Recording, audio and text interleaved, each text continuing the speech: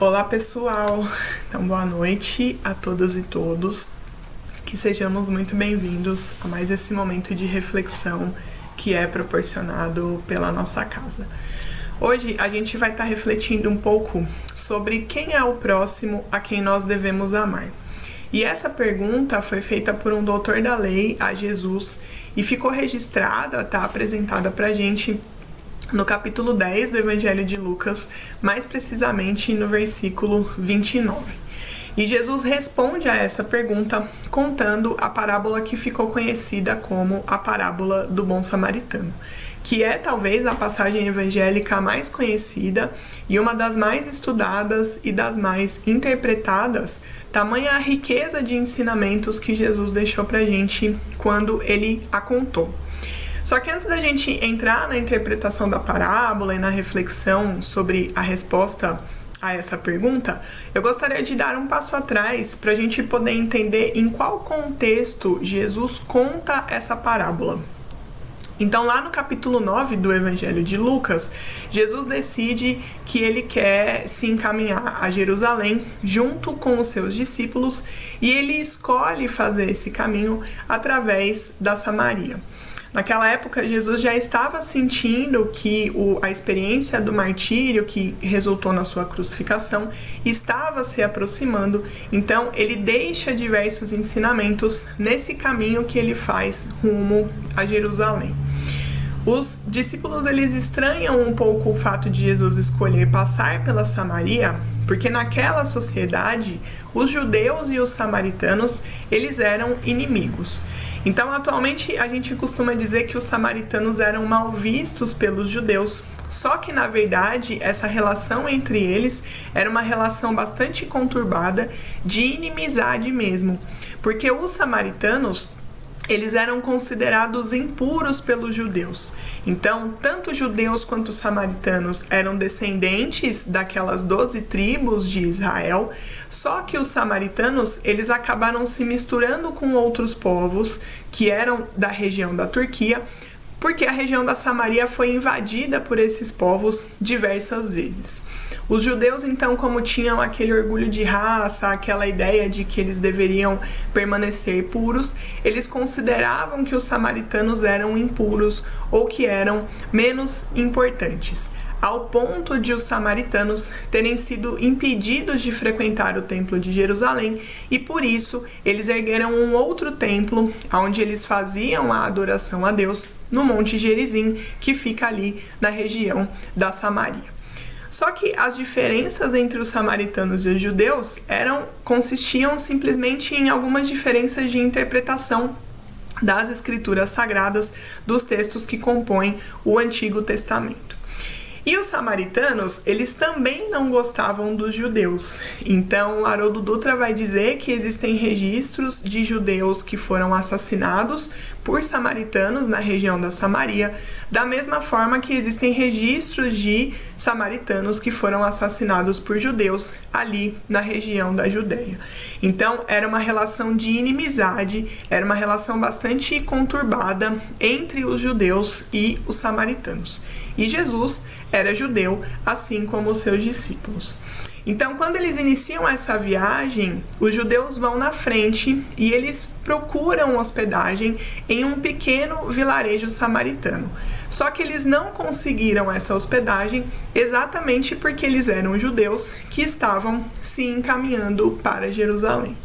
Então, o doutor da lei faz essa pergunta para Jesus quando ele vem desse contexto de uma viagem longa e que tinha sido desgastante porque ele não tinha conseguido hospedagem, ele não tinha descansado, não tinha se alimentado direito, porque ele tinha passado por esse vilarejo samaritano.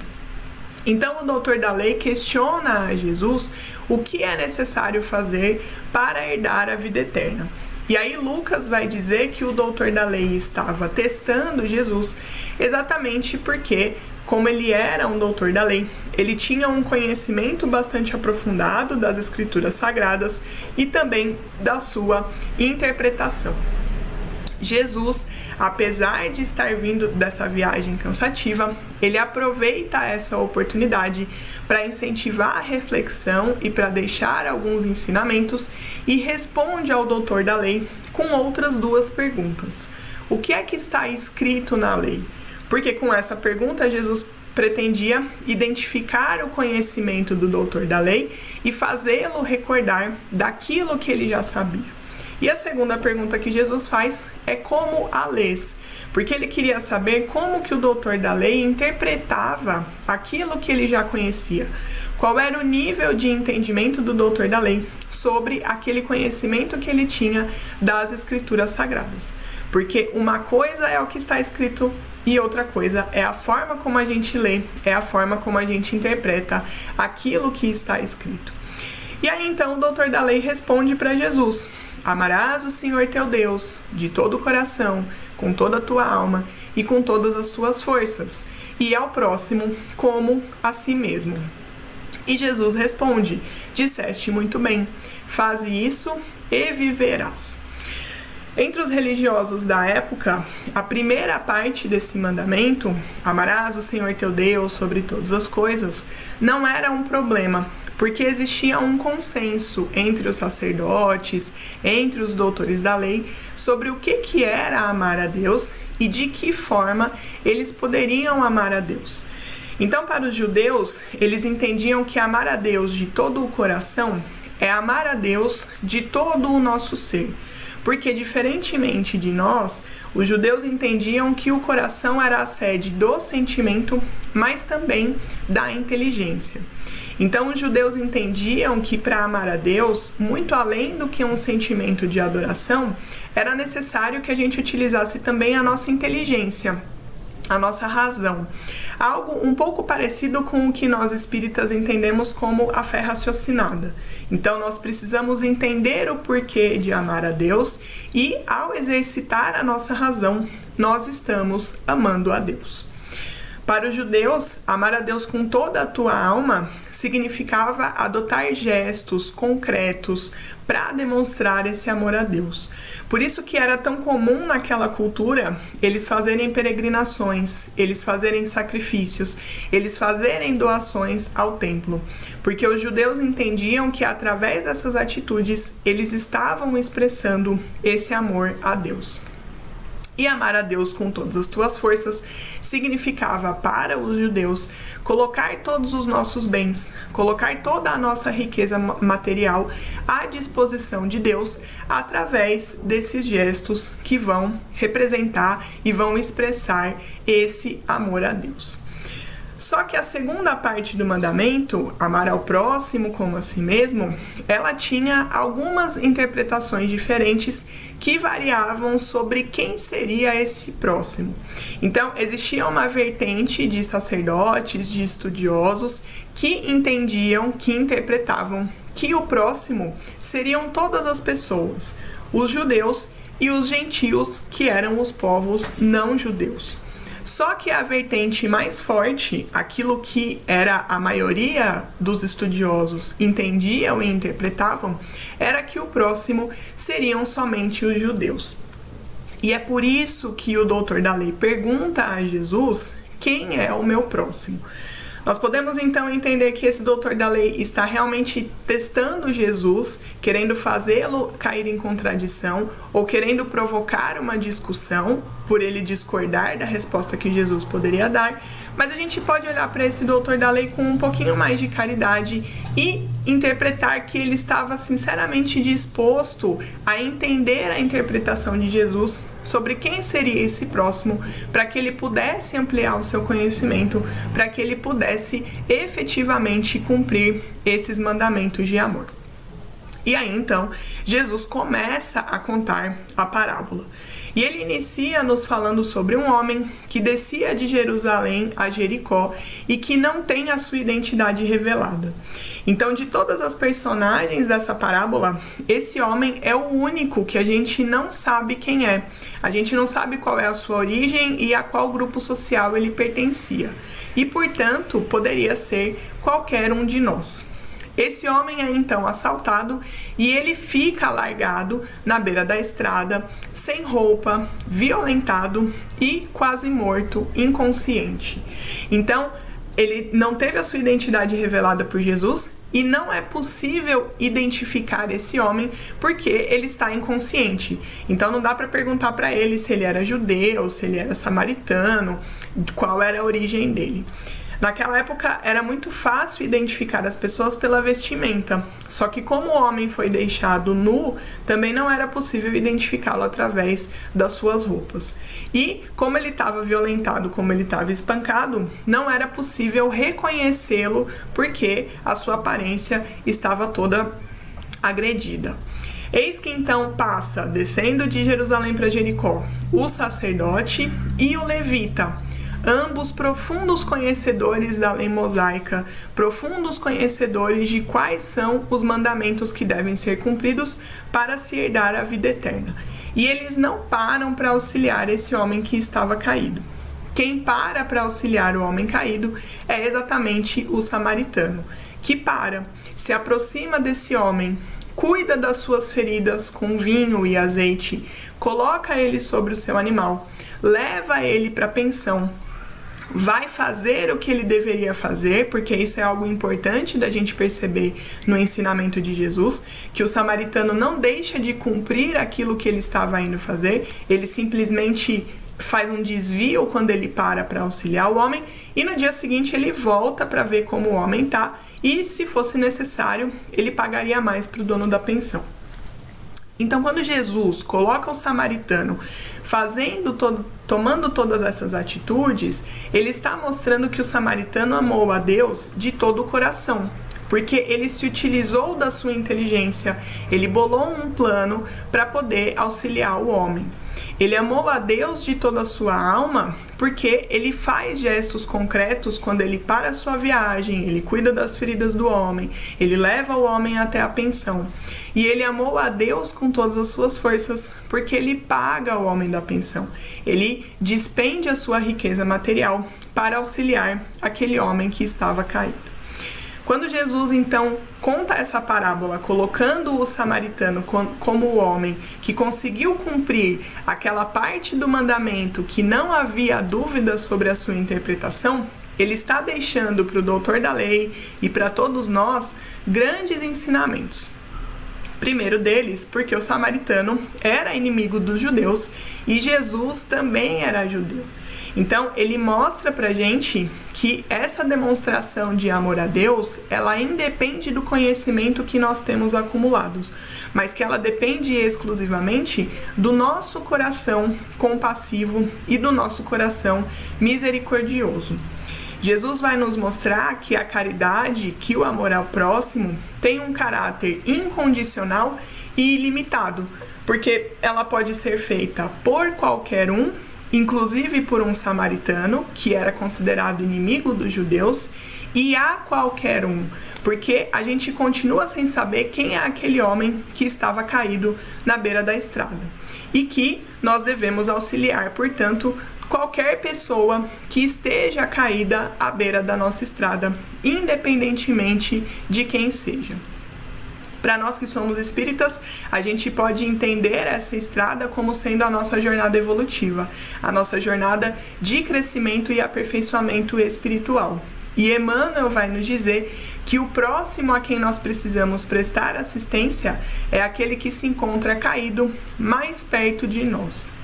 Só que Jesus também dá um ensinamento muito grande com a sua postura, com a sua escolha em colocar como o homem que conseguiu cumprir o mandamento maior de amar a Deus sobre todas as coisas, como um samaritano, vindo do contexto em que ele havia sido pessoalmente prejudicado por alguns samaritanos, porque os samaritanos não deram hospedagem para Jesus naquela peregrinação que ele estava fazendo. Negar hospedagem para os peregrinos era algo muito grave naquela sociedade. Tanto é que João vai dizer para Jesus: Mestre, queres que mandemos descer fogo do céu para destruir os samaritanos? Lá no capítulo 9 do Evangelho de Lucas, depois que eles não conseguem hospedagem. Então, quando Jesus escolhe colocar como aquele que é o homem justo, que consegue cumprir o mandamento maior, como um samaritano, ele está nos dando um exemplo, e também para o doutor da lei que fez a pergunta, sobre quem deve ser o nosso próximo. Porque o nosso próximo deve ser, inclusive, aquelas pessoas que nós chamamos de inimigos, que são aquelas pessoas que ainda não conseguem agir no bem para conosco individualmente. E quando Jesus coloca o samaritano como sendo o homem que cumpriu esse mandamento de amor, ele eterniza uma imagem do samaritano como sendo pessoas boas. Porque para nós que vivemos atualmente numa cultura completamente diferente da de Jesus, a imagem que a gente tem sobre os samaritanos, pelo menos essa era a imagem que eu tinha dos samaritanos até bem pouco tempo, é que eles eram todos pessoas boas, exatamente por causa dessa parábola que é tão famosa, é tão conhecida e é tão estudada. Então, quando Jesus faz isso, ele está nos ensinando, ele está nos mostrando, através da sua conduta, sem considerar toda a riqueza de ensinamentos que a própria parábola traz, que a gente não deve fazer generalizações.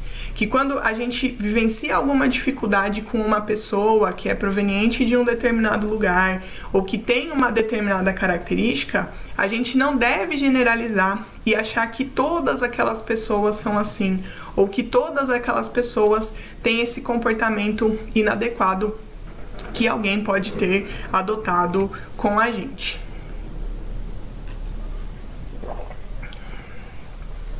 Até aí, Jesus já deixou grandes e valiosos ensinamentos para a gente. Só que essa passagem do bom samaritano, ela não termina com o fim da parábola. Então, Jesus vai além e ele pergunta ao doutor da lei: qual dos 3 homens foi o homem que foi o próximo do homem que estava caído? Então, com essa pergunta, Jesus ele inverte a perspectiva com que a gente deve olhar para a parábola e com que a gente deve olhar para a nossa vida. Quando o doutor da lei faz a pergunta, quem é o meu próximo? Ele está perguntando pelo objeto do seu amor. O sentido dessa pergunta é: qual é o limite da minha obrigação? Qual é o limite do meu amor, do meu dever de amar os outros? Quando a gente faz esse tipo de pergunta, então, a gente está partindo do princípio de que existem algumas pessoas que nós devemos amar, existem algumas pessoas que são merecedoras do nosso amor, e existem pessoas que nós não temos essa obrigação, que nós não devemos amar e que não são merecedoras da nossa atenção. O doutor da lei estava querendo de Jesus uma lista daquelas pessoas necessitadas que ele teria a obrigação de auxiliar. E quando a gente faz isso, quando a gente faz esse tipo de pergunta, a gente está buscando relacionar, a gente está buscando classificar as pessoas. E toda vez que a gente faz uma classificação, a gente acaba excluindo alguém, a gente acaba considerando que alguém é menos merecedor ou menos necessitado de amor ou do nosso amor. Quando a gente pensa assim, quando a gente age assim e quando a gente pergunta nessa perspectiva, a gente está pensando em um amor seletivo, a gente está pensando em um amor discriminatório, no sentido literal da palavra discriminação, que é estabelecer diferenças, que é exatamente essa ideia de que existem algumas pessoas mais merecedoras e outras menos merecedoras de sermos amados. Nós estamos perguntando e nós estamos agindo a partir do eu, a partir da visão de alguém que está de pé, a partir do nosso interesse pessoal. E aí a espiritualidade vai dizer pra gente que a mais meritória das virtudes é a caridade desinteressada. É a gente agir no bem sem se preocupar o que nós vamos ganhar com isso e sem se preocupar o que nós vamos perder. A pergunta é feita a partir daquele que está de pé, a partir daquele que tem provisão de recursos materiais ou de recursos espirituais, aquele que está preparado para a viagem. E na parábola que Jesus contou, o homem que estava preparado para a viagem era o samaritano, porque Jesus vai dizer que o homem que foi assaltado pelos ladrões descia de Jerusalém a Jericó, que o sacerdote descia pelo mesmo caminho e que o levita vinha pelo mesmo caminho. Só que o samaritano estava em viagem. E quando nós saímos de viagem, a gente se prepara para isso. Então a gente estuda o roteiro, a gente estuda todas as possibilidades de caminho, a gente se organiza para fazer o melhor caminho, a gente se programa. Então eu preciso sair daqui num determinado horário para que na hora do almoço eu consiga parar para abastecer o carro, para comer, para ir ao banheiro. O samaritano, ele tinha provisão de dinheiro, que foi o dinheiro que ele gastou, que ele pagou na pensão, para que o homem fosse socorrido. E ele tinha a provisão de óleo e de vinho, que foi o que ele utilizou para cuidar das feridas do homem que estava caído. Então o samaritano, ele estava bem preparado, e ele representa as situações da nossa vida em que nós estamos bem preparados, em que as coisas estão mais ou menos tranquilas e equilibradas. Então são aqueles períodos em que nós estamos numa situação confortável financeiramente, em que a nossa saúde está boa, em que a nossa vida de relação está tranquila, porque nós não estamos vivenciando conflito, seja com as pessoas da nossa família, seja no nosso trabalho, quando nós estamos bem na nossa vida. E é quando a gente está bem, é quando a gente está de pé, que a gente se preocupa. Qual é o limite da nossa obrigação? Qual é o limite do amor que nós devemos dar às pessoas que convivem com a gente? E mais do que isso, a gente justifica quando a gente não age no bem com as pessoas que estão ao nosso redor. Então, quando a gente pergunta quem é o nosso próximo, a gente considera que algumas pessoas não são o nosso próximo. E aí a gente começa a dar justificativas para não ter agido no bem nas mais variadas circunstâncias. E também é interessante a gente analisar que lá no versículo 29, Lucas vai dizer que, buscando se justificar, o doutor da lei pergunta a Jesus: quem é o meu próximo? Porque quando a gente não age no bem, a gente começa a procurar explicações, a gente começa a procurar justificativas para essa nossa conduta. Então, a gente justifica que a gente não parou para auxiliar alguém porque nós estávamos atrasadas, seja para o trabalho material, seja para o trabalho na casa espírita. Ou porque aquela pessoa, ela tá bem de situação, então ela não precisava da minha ajuda, outras pessoas podem ajudá-la melhor do que eu. Ou porque se eu parasse para ajudar aquela determinada pessoa naquele lugar, que é um lugar violento, eu poderia ser assaltada, eu também poderia ser maltratada e violentada, assim como aconteceu com o homem que foi assaltado por ladrões da parábola. E aí a gente ainda diz: eu não fiz o bem, mas pelo menos eu não fiz o mal. E aí a espiritualidade vai nos alertar que nós somos responsáveis pelo mal que nós fizemos, mas também pelo bem que nós deixamos de fazer, pelo bem que nós negligenciamos.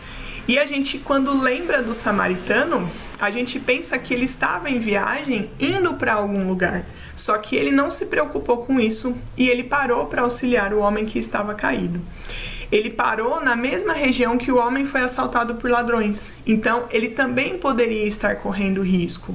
Só que ele não se preocupa com isso, porque ele estava amando a Deus. E ele para auxiliar o homem de maneira desinteressada, sem se preocupar com o que ele estaria perdendo quando ele parou para auxiliar aquele homem. Então, quando Jesus muda a perspectiva da pergunta, ele está nos perguntando sobre quem é o sujeito do amor, sobre quem é o sujeito da caridade, quem é aquele que dá amor e que age no bem. Nessa perspectiva, não existem limites, porque todos nós precisamos do amor e da caridade das pessoas que convivem com a gente em algum momento. Todos nós somos espíritos que ainda somos muito imperfeitos e estamos vivendo em um planeta de provas e expiações. O que significa dizer que a aflição é uma constante nas nossas vidas. Todos nós temos imperfeições e dificuldades que são diferentes, mas sempre, em algum momento, em algum aspecto, em alguma circunstância da nossa vida, nós somos o homem que está caído à beira da estrada. Porque estamos fragilizados, porque estamos violentados, porque estamos vulneráveis de alguma forma. E nessa perspectiva do homem que está caído, a gente não delimita, a gente não seleciona, a gente não discrimina e não classifica quem é que pode nos auxiliar. De onde vai vir esse amor e essa ajuda que nós estamos esperando? Porque a gente espera que ela venha de toda e qualquer pessoa.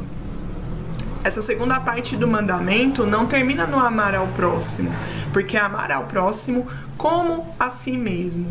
O que significa dizer que nós precisamos buscar fazer para as pessoas que estão ao nosso redor aquilo que nós gostaríamos que fizessem a nós, caso nós estivéssemos caídos à beira da estrada.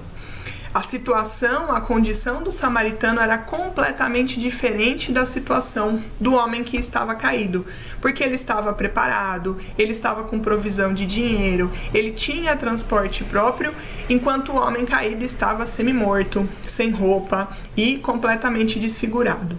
Só que o samaritano conseguiu se colocar no lugar desse homem que estava caído e por isso é que ele consegue parar para auxiliá-lo.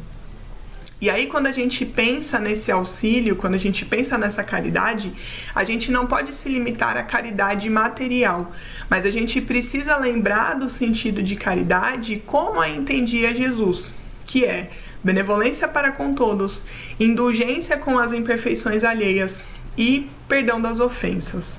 Allan Kardec vai nos dizer que amar ao próximo é fazer todo o bem ao nosso alcance e abrange todas as relações com os nossos semelhantes, seja com aqueles que estão numa posição social igual à nossa, aqueles que ocupam uma posição social inferior à nossa ou superior à nossa, porque nós sabemos que estar em uma condição social diferente não significa que aquele espírito está numa condição espiritual inferior ou superior à nossa.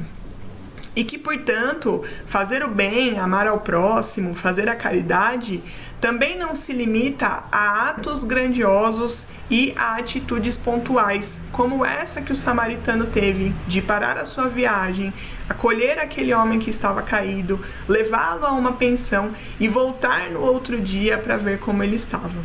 Mas agir no bem, ser caridoso, significa a gente adotar uma conduta cotidiana com todas as pessoas que estão ao nosso redor. Então nós podemos amar ao próximo, que são os nossos familiares, que são o próximo mais próximo de nós, sendo educados, prestativos, agindo com boa vontade, respeitando as pessoas nas situações mais corriqueiras do nosso dia a dia. Da mesma forma, a gente buscar colaborar, a gente buscar agir de boa vontade com as pessoas que compartilham o nosso trabalho, seja o nosso trabalho material, seja o trabalho que a gente faz na casa espírita. Agir dessa forma benevolente com aquelas pessoas que cruzam a nossa vida de maneira aleatória, como aquelas que a gente encontra pela rua, como aquelas que cruzam o nosso caminho no trânsito. E mesmo buscar agir desse jeito com as pessoas que nós chamamos de nossos inimigos, que foi o que Jesus fez quando ele coloca o samaritano como aquele que cumpre o mandamento maior, mesmo tendo sido prejudicado por alguns samaritanos depois de ter passado por um vilarejo na região da Samaria. Leon Denis vai dizer pra gente que existem infinitas formas de amor, exatamente porque nós somos pessoas diversas e nós nos relacionamos com pessoas igualmente diversas. Então, amar aos nossos inimigos é diferente de amar aos nossos amigos, mas a gente consegue, a gente tem a capacidade de agir dessa forma benevolente, mansa e pacífica, indulgente, mesmo com as pessoas com quem a gente ainda tem relações conflituosas.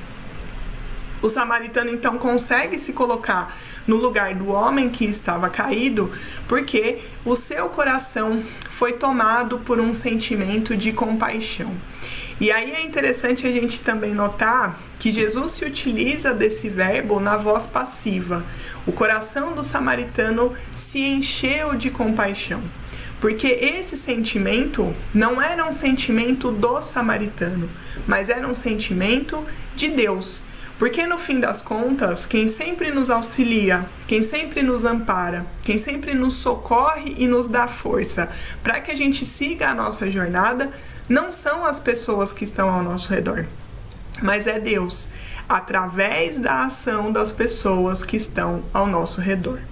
E o samaritano, ele permitiu que o seu coração fosse tomado por esse sentimento de compaixão exatamente porque ele amava a Deus de todo o coração, de toda a sua alma e com todas as suas forças. Emmanuel vai dizer pra gente que amar a Deus é um sentimento de disposição para servirmos com alegria na execução da vontade de Deus, em qualquer região, situação, instituição ou causa, e também as pessoas que nos requisitam assistência e intervenção. Na primeira epístola de João, ele vai dizer pra gente: se alguém disser que ama a Deus, mas odeia o seu irmão, é mentiroso. Pois quem não ama a seu irmão, a quem vê, não pode amar a Deus, a quem não vê. Isso porque é muito mais fácil nós amarmos ao nosso próximo do que nós amarmos a Deus. Porque o próximo é alguém que é parecido com a gente. Apesar da nossa diversidade, nas nossas imperfeições, na nossa bagagem espiritual, todos nós somos espíritos que fomos criados em uma mesma condição, simples e ignorantes a partir de uma centelha divina. E estamos destinados a uma mesma condição de iluminação, de virtuosidade e de felicidade espiritual, que Jesus veio revelar pra gente e chamou de Reino de Deus. E todos nós estamos nessa jornada evolutiva, rumo a essa condição espiritual de felicidade. Então, apesar das nossas diferenças na nossa bagagem espiritual, em essência, nós somos iguais. Deus, ao contrário, é eterno. Ele não foi criado em nenhum momento porque ele existe de toda a eternidade. Ele sempre existiu e ele sempre vai existir. Ele é infinitamente perfeito e, portanto, ele é imutável. Mesmo depois que nós superarmos as nossas imperfeições, nós continuaremos nos transformando, porque nós somos perfectíveis. Nós podemos nos aperfeiçoar eternamente. Então, nós somos mutáveis. Então, a essência, a natureza divina é completamente diferente da nossa natureza espiritual, porque Deus é eterno, é infinitamente perfeito e é imutável. Enquanto nós somos limitados, nós somos perfectíveis e nós somos mutáveis. É por isso que é tão difícil nós compreendermos Deus, nós entendermos o que é Deus e, consequentemente, nós amarmos a Deus. E os Espíritos fazem esse alerta pra gente lá no início do Livro dos Espíritos. Eles vão dizer assim, que por mais perfeitos que nós sejamos, por mais evoluídos que nós sejamos, sempre vai nos faltar algo pra gente compreender e pra gente entender Deus na sua totalidade. Então, a gente ama a Deus através do amor ao próximo. E é por isso que Jesus vai dizer que essa segunda parte do mandamento, amar ao próximo como a si mesmo, é semelhante à primeira parte. Porque nós não podemos amar a Deus sem amar ao próximo. E nós não podemos amar ao próximo sem amar a Deus. Emmanuel vai dizer que Deus nos ampara sempre, mas ele nos ampara através de uma vasta corrente hierárquica de assessores, que são os espíritos crísticos, assim como Jesus, os espíritos iluminados, como aqueles que participaram da codificação da doutrina espírita, os mentores, que nos trazem diversos ensinamentos através de obras psicografadas, como por exemplo o próprio Emmanuel, o André Luiz, a Joana de Ângeles, os nossos mentores individuais, que nós chamamos de anjos guardiães, os nossos amigos espirituais, além das diversas pessoas que estão encarnadas e que nos auxiliam e nos amparam ao longo da nossa encarnação. Da mesma forma, Deus confia em nós para colaborarmos com a sua obra, para cooperarmos com a sua obra nas mais diversas tarefas em contato com as pessoas que fazem parte da nossa vida. Então o amor de Deus ele chega a nós através da ação de outros espíritos encarnados e desencarnados que estão ao nosso redor. Da mesma forma, ele chega até as pessoas que convivem com a gente através da nossa ação, porque nós servimos de instrumento para essa ação da providência divina. André Luiz vai dizer pra gente que entre Deus e você, o próximo é a ponte, exatamente porque é através desse amor ao próximo que a gente consegue amar a Deus. Portanto, o centro da questão não deve ser o eu. Quem é o próximo a quem eu devo amar? Mas o centro da questão devem ser todas as pessoas que aparecem no nosso caminho. A questão fundamental não é saber quem é o próximo, que é todo aquele que nos possibilita e que nos dá a oportunidade de exercer a caridade. Porque o próximo não é uma condição com a qual a gente nasce, mas é algo que nós nos tornamos, a depender das circunstâncias, a depender da nossa vontade e das nossas escolhas. Quando Jesus inverte essa questão e nos pergunta a partir do homem que está caído, ele está nos conclamando a sermos um próximo ativo, a nos tornarmos o próximo das pessoas que estão ao nosso redor, agindo de maneira misericordiosa, que foi a forma como o samaritano agiu com o homem que estava caindo. Quando nós agimos assim, nós estamos sendo instrumentos do amor divino. E isso é bom para quem recebe esse amor, essa misericórdia e essa justiça divina, mas isso também é bom para nós, porque assim nós nos aproximamos cada vez mais de Deus e nós avançamos na nossa jornada evolutiva. Então, eu desejo sinceramente que todos nós possamos ter a força moral para nos tornarmos o próximo da maioria das pessoas que convivem com a gente e que tenhamos sucesso nessa nossa jornada de autoconhecimento e de autoaperfeiçoamento. Eu agradeço a oportunidade e que tenhamos todos uma boa noite. Obrigada.